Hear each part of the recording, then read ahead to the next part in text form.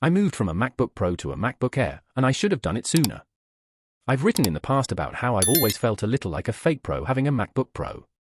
Not only does Apple's top-of-the-line laptop cost a fortune, but there's always been a sort of status that comes with it. Growing up, everyone I knew wanted a MacBook Pro, and after spending time with outdated MacBook Airs provided by employers, I'd grown to feel like Apple's slimline machines were somehow lesser. If you'd felt a tad snobbish about the gap between the two product lines, though, I'm pleased to tell you that you can drop that misconception. I swapped my MacBook Pro for a MacBook Air, and I may never go back. Light as air. My main reason for the change was simple. I travel fairly regularly for work, and lugging a 16-inch MacBook Pro in a backpack was starting to become a drag.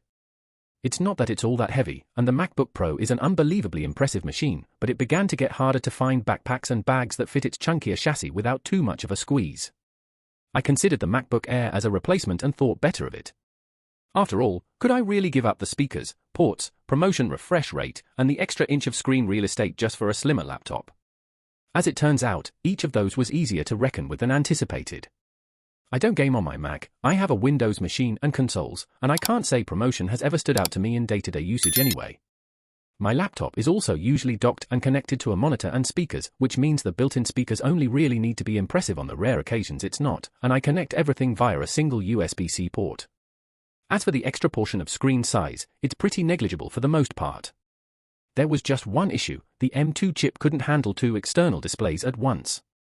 Make room for M3. Thankfully, the M3 chip fixed that issue, albeit by requiring the laptop to be in clamshell mode.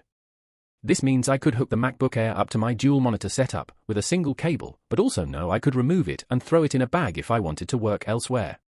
After ticking off everything on my list, it all comes down to performance. Could I really do what I need to do on a laptop with an M3 rather than the M1 Pro? Surely it couldn't be that simple? As it happens, yes, it is. Since I've not done big tasks like editing audio in years, the bump in single-core performance from the M1 Pro to the M3 was more than enough, but the M3 Air also performs at a similar level to the MacBook Pro M1 Pro when it comes to multi-core tasks. While the lack of a fan may change things under sustained load, I've been really impressed so far, and I'm only just scratching the surface. It's all about intelligence. Apple made a big deal in its M3 MacBook Air press release about the potential of the device for AI tasks, packing additional neural cores into its third-generation chip. With Apple Intelligence on the way, that could be a great way to future-proof, but it's also likely to come in handy for me, a tech freelancer who regularly contributes content to iMore and its sister sites about AI developments. So, if you're concerned about moving from a Pro to an Air, rest assured, it's a much easier transition than you may think.